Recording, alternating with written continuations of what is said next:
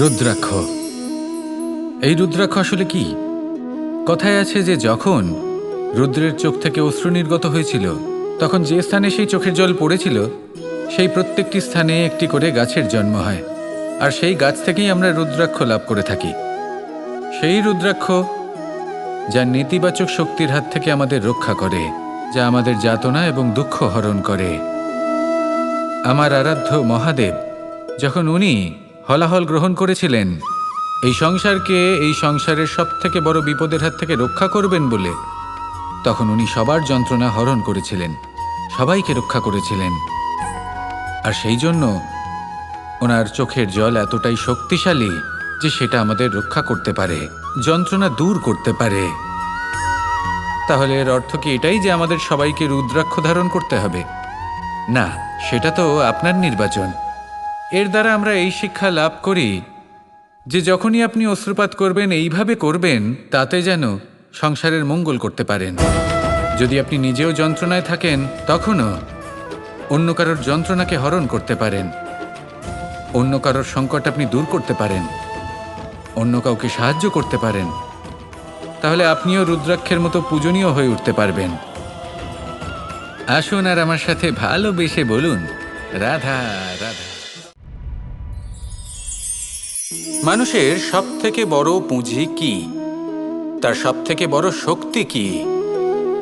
আমি যখন এই প্রশ্নটা করি তখন কিছু মানুষ বলেন মানুষের বল, তার ধন, তার জ্ঞান, তার বন্ধু, এরাই মানুষের শক্তি। তারপর আমি জিজ্ঞেস করি মানুষের সব থেকে বড় দুর্বলতা কি? তখন তারা আমাকে বলেন সেই বল, জ্ঞান, মিত্র, এই সব কিছু হারিয়ে ফেলার ভয়। এই সংসারে এমন একটা আবেগ রয়েছে যা আপনার সব থেকে বড় শক্তিও হয়ে উঠতে পারে, আবার সব থেকে বড় দুর্বলতাও হয়ে উঠতে পারে। আর এই আবেগের নাম হলো বিশ্বাস।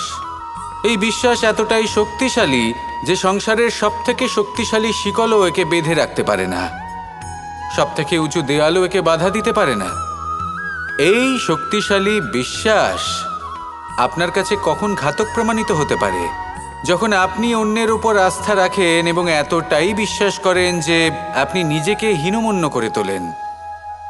আপনার জীবন শুধুই অন্যের উপর ভরসা করে নির্ভরশীল হয়ে পড়ে। বিশ্বাস অবশ্যই করুন, কিন্তু সর্বপ্রথম নিজের উপর আস্থা রাখুন। তবেই এই বিশ্বাস আপনার শক্তির বৃদ্ধি ঘটাবে। তখন এই বিশ্বাস আপনাকে বল, সম্পত্তি, জ্ঞান, বন্ধু সব কিছুই অর্জন করতে সাহায্য করবে।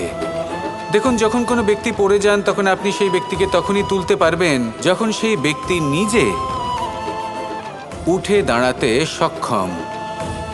তাই কেউ আপনাকে যতই সাহায্য করুক না কেন, আপনি সেই কাজে তখনই সফল হতে পারবেন যখন আপনি নিজে চেষ্টা করবেন। তাহলে এটাই করুন আর আমার সাথে ভালোবেসে বলুন, রাধা রাধা।